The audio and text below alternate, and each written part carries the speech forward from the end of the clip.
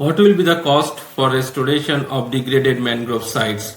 This question has been asked frequently because there are lots of theory of mangrove restoration. But what will be the cost and how we get funds for the restoration program? Is there any government initiatives?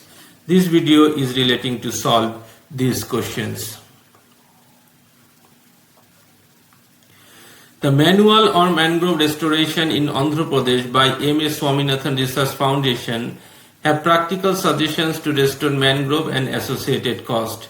This publication reflects the process and results of restoration activities carried out over 7 years by the project Coastal Wetlands Mangrove Conservation and Management implemented in Godavari and Krishna wetlands by Swaminathan Research Foundation with its field center at Kakinada.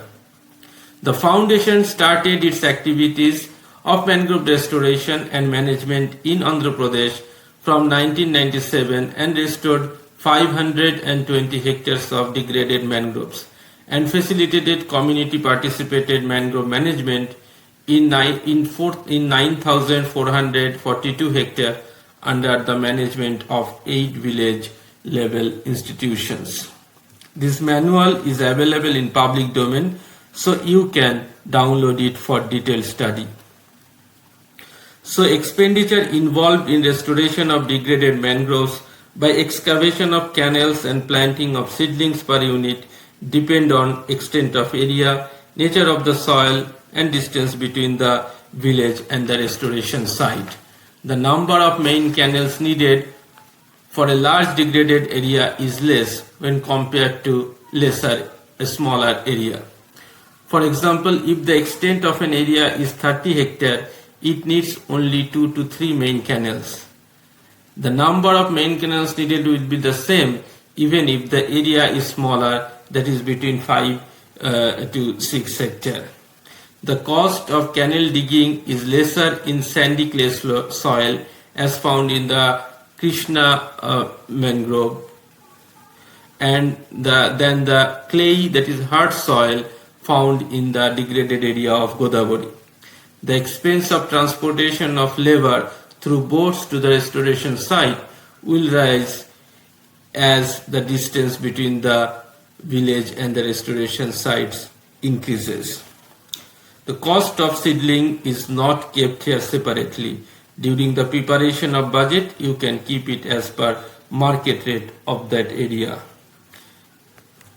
Now, the most important part is timelines for restoration of degraded mangroves. Construction of canals and associated channeling work should be completed before monsoon, that is by the month of June. During the southwest monsoon, salinity of the area will be reduced, and for ensuring better survival rate, planting of mangrove saplings should be done during October and November.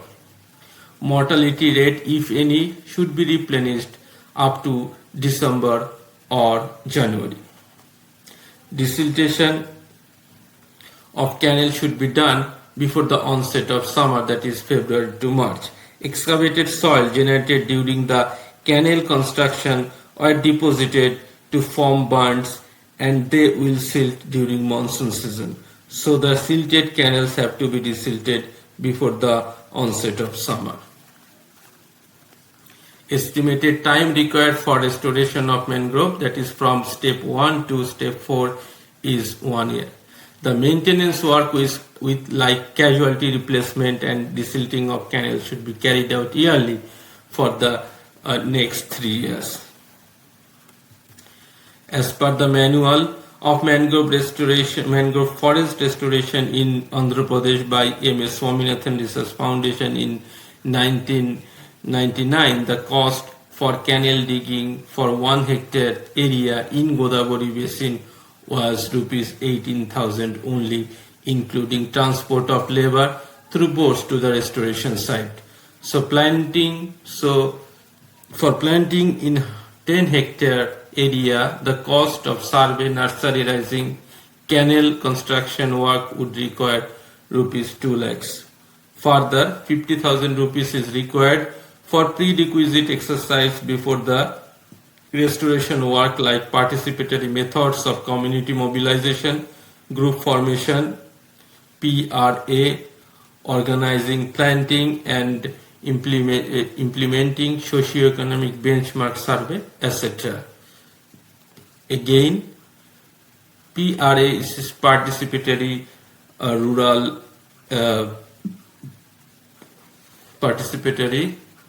rural appraisal. Again, the maintenance work for the next 3 years would require rupees 1 lakh. So rupees 3,50,000 was the total cost for restoration of 10 hectare degraded mangroves through community participation.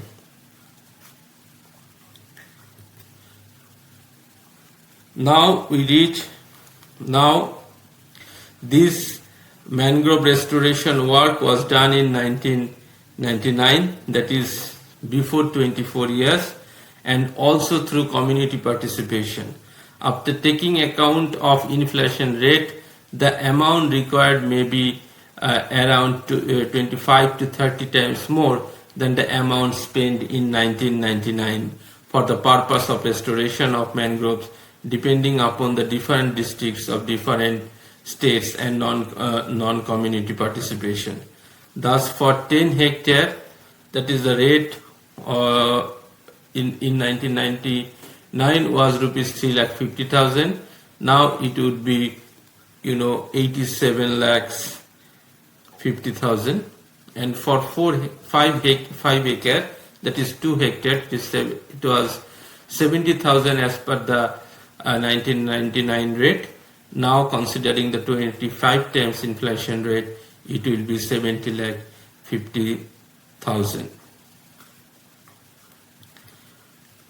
Now we reach to our second question of government initiatives. Finance Minister Mrs. Nirmala Sitharaman announced a new initiative for mango plantation along the coastline and on salt pan lands in her budget speech on February 2023. The name of the initiative is MISHTI, Mangrove Initiative for Shoreline Habitats and Tangible Incomes. MISHTI comes after India joined the Mangrove Alliance for Climate, a joint initiative of Indonesia and the United Arab Emirates launched during the 27th Conference of Parties, that is COP27, to the United Nations Framework Conservation on Climate Change held in Egypt in November 2022.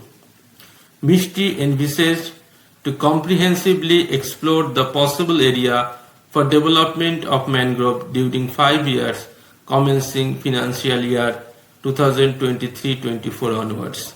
The sharing of best practices on plantation techniques, conservation measures, management practices, and resource mobilization through public-private partnership are objectives of this MISHTI scheme.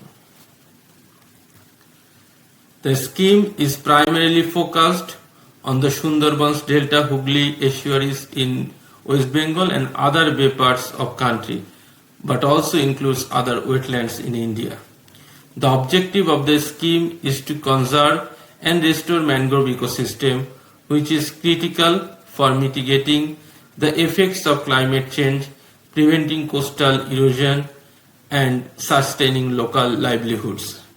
The scheme also involves awareness campaigns to educate people about the importance of mangrove and their role in protecting the environment.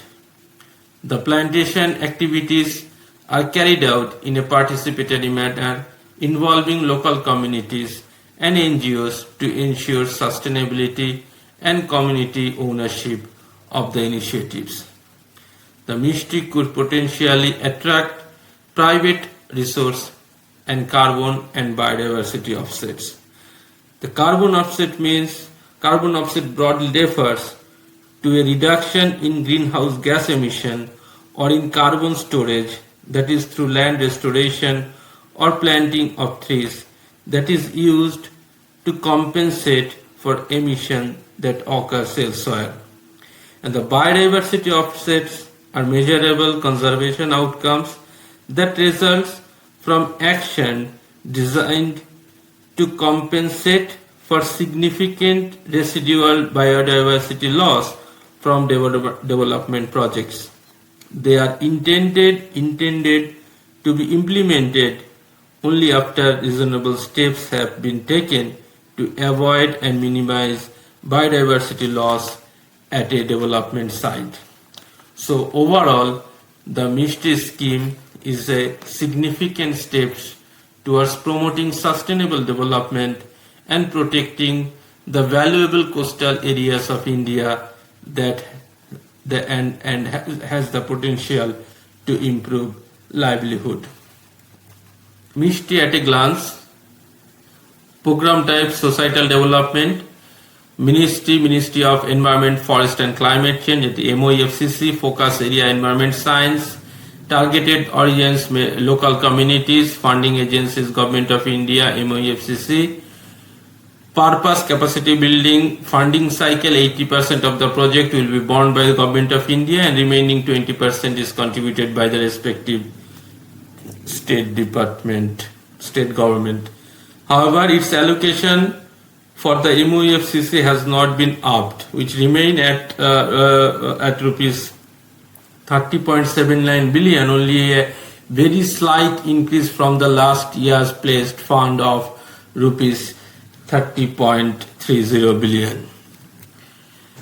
And Finance Minister made no mention of budgetary allocation for the scheme during her speech. However, where state level actions can only contribute to a certain extent, the announcement from Union government can provide the necessary boost for large scale plantation. So thank you for watching this video.